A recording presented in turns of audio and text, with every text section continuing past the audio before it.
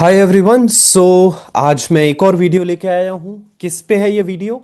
Maths की strategy पे है कि हम लोग किस डायरेक्शन में प्रिपेयर करेंगे मैथमेटिक्स आने वाले AIATC 2026 के लिए। इसके ऑलरेडी पहले मैं फिजिक्स पे वीडियो बना चुका हूँ और एक और पूरी प्रिपरेशन पे बना चुका हूँ, तो बहुत ही इंपॉर्टेंट रहने वाला है।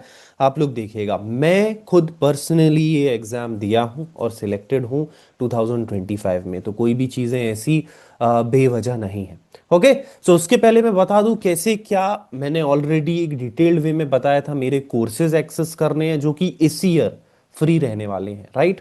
आप लोगों को जाना है www.aviatelearnings.com पे, राइट। और जैसे ही आप करोगे तो मेरे बहुत सारे कोर्सेज बाहर के लिए चलते हैं, अब्रॉड के लिए। पर यहाँ पे आपको सेक्शन सेक्शन मैंने अलग से बना दिया, एक बटन AAI ATC, यहाँ पे आपको क्लिक करना है। तो अभी कंटेंट नहीं आया है, अगले 2 मंथ्स में मैं टेक्निकल का कंटेंट श्योर करूंगा कि पूरा का पूरा आ जाए। ओके। तो यहाँ पे आपको कोर्सेज मिल जाएंगे, जैसे अगर आज हम लोग मैथमेटिक्स की बात करेंगे तो आप यहाँ कोर्स पे क्लिक कर सकते हैं। तो आपको मैथमेटिक्स का पूरा कंटेंट एक ही जगह मिल जाएगा, एक प्रॉपर ऑर्गेनाइज्ड वे में। कहीं कुछ नहीं करना है। यहाँ पे आप जैसे ही करिकुलम पे जाओगे, ये करिकुलम है ना, यहाँ करिकुलम पे जाओगे तो आपको ये लेसन्स मिल जाएंगे। ओके। ये लेसन्स में यहाँ वीडियो आते जाएंगे, नोट्स ऑलरेडी हैं, इनको देख देख के फिर आप ये क्वेश्चंस की प्रैक्टिस कर लोगे। ये क्विज आ जाएंगे इसके बाद भी, जैसे ही मेरा वीडियो आएगा उसमें क्विज आने लगेंगे तो आप अपने स्कोर्स भी चेक कर पाओगे। So this was it. Except this there is my Telegram group, जहां पे हर रोज एक कंसेप्ट आता है, एज वेल एज एक नोट्स आते हैं आपके लिए और क्वेश्चंस आते हैं, जिससे आप अपने प्रिपरेशन में क्या करोगे, डिसिप्लिन रहोगे, रोज प्रिपेयर कर सकते हो properly. So that you have to join. इतना आप करोगे तो बहुत अच्छी प्रिपरेशन हो जाएगी, सारी की सारी फ्री ऑफ कॉस्ट। ओके। तो मैं कोई भी टाइम वेस्ट नहीं करूंगा आप, और जल्दी से जल्दी चलते हैं हम लोग वीडियो की तरफ यहाँ पे। ओके। तो मैं ऑलरेडी पहले ही फिजिक्स का जो वीडियो था वो आप देख लेना, अगर नहीं देखे होगे। उसमें मैं बता चुका था वेटेज के बारे में, क्या होता है। एग्जाम ने कोई भी सिलेबस प्रॉपरली डिफाइन नहीं किया हुआ है। ओके। कि मैथ्स है और उसके चैप्टर्स लिखे हुए हैं, फिजिक्स है उसके चैप्टर्स लिखे हुए हैं, तो आप नहीं कर सकते। आपको ओवरऑल सारी चीजें करना है। पर मैंने ऑलरेडी बताया था, सारी चीजें 99% चीजें एनसीईआरटी से हैं। डायरेक्ट क्वेश्चन तक आ जाते हैं एनसीईआरटी से उठा के एग्जाम में, तो आपको वहीं से प्रिपेयर करना है। ठीक है। तो ऐसे आपको प्रिपरेशन करनी है, एनसीईआरटी मेन आपको मान के चलना है। मेरे वीडियोस, कोई भी और कोचिंग के वीडियो, सब सेकेंडरी रहेगा। एनसीईआरटी कम से कम 2 to 3 टाइम्स आपको 11th एंड 12th की करना ही है, फिजिक्स और मैथ्स की। वो आप कर लोगे, किसी भी टॉपर से पूछ लेना, आप एक बहुत अच्छी कंडीशन में पहुंच जाओगे, बिल्कुल पास पहुंच जाओगे पेपर निकालने के। इसको इग्नोर करोगे तो भाई फिर आप यहां वहां भटकते रह जाओगे, चीजें कठिन भी लगेंगी। ओके। तो एनसीईआरटी आपको बेस मानना है, और अच्छी चीज है यहाँ कोई नेगेटिव मार्किंग नहीं है, इसलिए इतना हाई कट ऑफ जाता है। ओके। तो नेगेटिव मार्किंग नहीं है, कट ऑफ बहुत हाई है। Actually it is around 110 this time, right, out of 120, but this is achievable, totally achievable. कोई उतनी कठिनाई नहीं जाती है। टेक्निकल के कारण बहुत सारे लोग हिम्मत हार जाते हैं, वो पहले पीछे हट जाते हैं। तो ये एक एडवांटेज है इस एग्जाम का, और अब सीटें और भी आने वाली हैं। ठीक है। तो ग्रेड क्लास 1 की जॉब आप डायरेक्टली एक एग्जाम से पा सकते हो, बहुत बहुत अच्छे लेवल की जॉब है। Okay. So this is it. कौन लोग एलिजिबल हैं? BSc BTech. Okay. And these all are eligible जिनके फर्स्ट ईयर में मैथ्स और फिजिक्स था। ओके।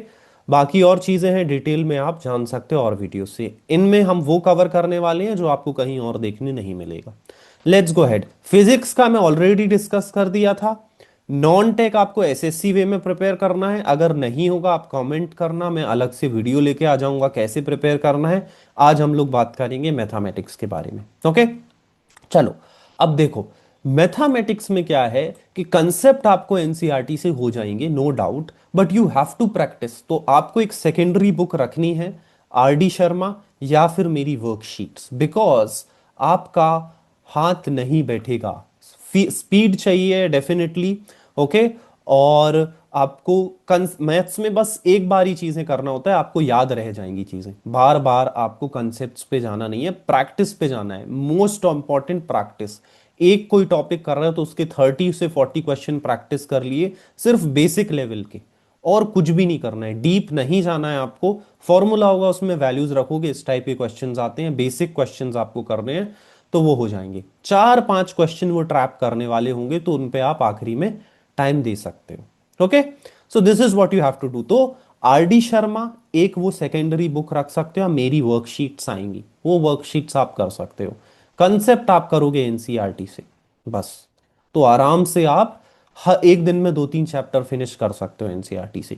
चीजें करनी कैसी हैं वो मैं बाद में बता देता हूं, पहले ब्लूप्रिंट बता देता हूं। तो मैथ्स में जो है वो कैलकुलस होगा सबसे इंपॉर्टेंट चैप्टर, राइट? मतलब वेटेज इसका सबसे ज्यादा है।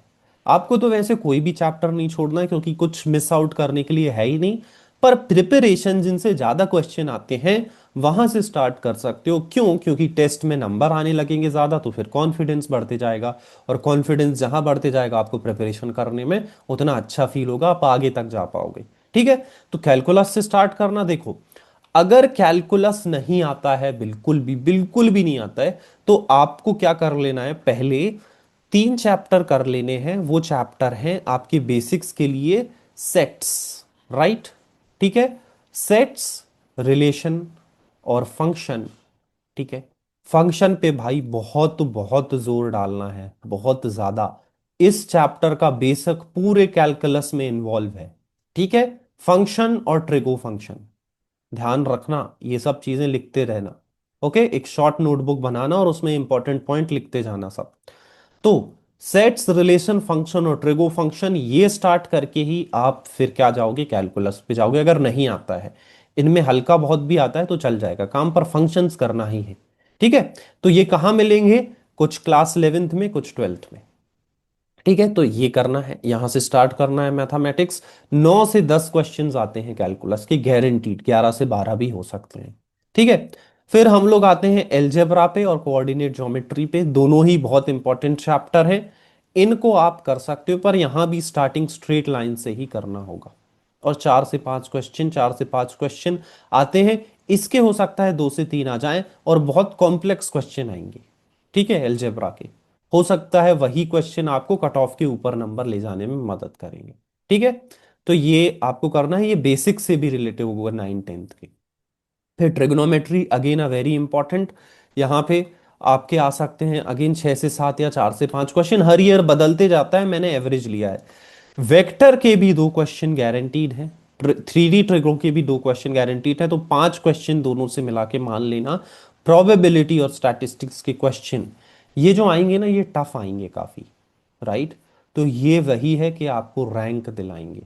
ठीक है, ये आखिरी में भी कर सकते हो जब बहुत कॉन्फिडेंस बन सके। इनके क्वेश्चन छोड़े भी जा सकते हैं पेपर में, तो भी आप पेपर क्लियर कर जाओगे। ये 1 से 2 क्वेश्चन बहुत टफ रहेंगे। ठीक है, तो ऐसा मेरे एनालिसिस के अकॉर्डिंग है। ओके, तो प्रिपरेशन जब चालू करनी है तो आप कैलकुलस से चालू कर सकते हो। एलजेब्रा को ज्यादा नहीं करना है। ठीक है, मतलब ऐसा नहीं है कि एलजेब्रा से चालू कर दिया और यही करते रह गए, नहीं। पहले ज्यादा वेटेज वाली चीजें चालू करो। ओके, तभी कॉन्फिडेंस बनेगा और आसान। तो ये हो जाएगा। आप यहां से कैलकुलस से चालू करना, वेक्टर 3D कर लेना। ओके, और आप आखिरी में अलजेब्रा प्रोबेबिलिटी कर लेना और फिर ट्रिग्नोमेट्री। ठीक है, तो ये कुछ आपका ऑर्डर रहेगा। अब हम लोग चलते हैं कि किस टाइप का पेपर आता है। बहुत सारी चीजें मैं पहले डिस्कस कर चुका हूं, डायरेक्ट फॉर्मूला के एप्लीकेशन पे है। डीपली नहीं हो रहा है पेपर। ओके, बहुत डीप कंसेप्ट नहीं आ रहे हैं। ओके, डायरेक्टली कोई लेंदी प्रूफ्स भी नहीं आ रहे हैं, डायरेक्टली फॉर्मूला एप्लीकेशन पे है। कंसेप्ट क्लैरिटी चेक करता है आपकी, और स्पीड और एक्यूरेसी चेक करता है। ओके, बैंक के एग्जाम टाइप बिल्कुल नहीं है। और कैलकुलेशन डेफिनेटली इट मैटर्स, कितना डिसिप्लिन है आपके कैलकुलेशन में। ओके, सो मैंने पहले ही बताया था, ये चीजें अलग से साइट में प्रॉपरली ब्लॉग के जरिए भी आपको मिल जाएंगी। तो सेट्स, रिलेशन और फंक्शन बहुत इंपॉर्टेंट हो जाता है। अगर ये तीनों चैप्टर का बेसिक्स क्लियर नहीं, इनके वीडियो आ चुके हैं यूट्यूब पे ऑलरेडी, अच्छे नहीं लगे होंगे तो फिर से डाल दूंगा मैं अच्छे से बना के।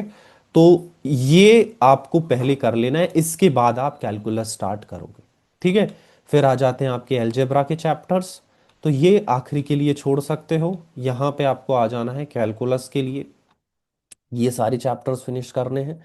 ठीक है, इनका वेटेज भी सबसे ज्यादा है। फिर आना है आपको कोऑर्डिनेट ज्योमेट्री पे, straight line, circle, conic section, and then you will be going towards probability.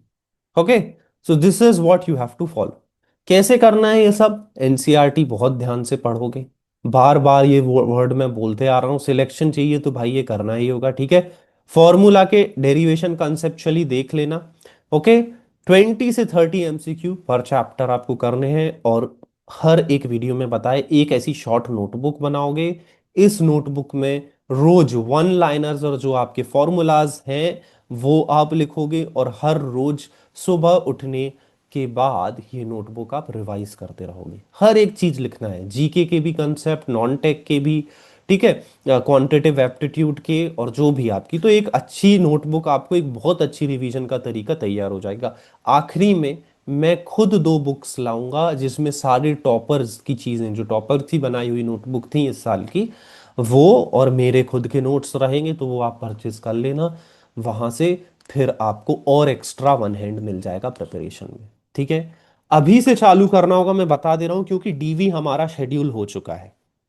Okay, DV schedule हो चुका है, जल्दी आपका नोटिफिकेशन आएगा। बहुत लंबा टाइम है आपके पास प्रिपरेशन के लिए, और अच्छे से तैयारी कर सकते हैं। ठीक है, आप ज्यादा ध्यान दोगे कि कट ऑफ इतना हाई है या फिर चीजें कठिन हैं, तो भाई कोई भी प्रिपरेशन नहीं हुआ नहीं, क्योंकि कंपटीशन अब हो चुका है रूदलेस। राइट, 60-60 लैक्स, 1-1 करोड़ फॉर्म्स भरे जा रहे हैं, तो किस लेवल के कंपटीशन में हो आप। 4 से 5 चीजें आपको साइड में लेके चलनी ही हैं, और एक स्किल्स भी लेना है साथ में, जिससे आपका टेम्परामेंट बैलेंस रहे। सी, आप जिस फेज से गुजरे हो तैयारी के, वहां से भी मैं गुजरा हूं, और मुझे पता है कि यूथ के ऊपर अभी क्या प्रेशर है। यू you नो know, किस कंडीशन में हम लोग, घर वालों का प्रेशर है, जॉब नहीं लग रही, आजू बाजू की सोसाइटी देखते हैं, तो वो मैं बहुत अच्छे से रियलाइज कर सकता हूँ, और मेरे ऑल फ्रेंड्स भी हैं जो। पर अगर आपके पास कोई स्किल्स होगी, राइट, तो आप आगे भी वो चीजें बैलेंस कर पाओगे। सो रिमेंबर, अब आपको मल्टी डायरेक्शन होना ही पड़ेगा, और सारी चीजें हाथ में लेके चलो।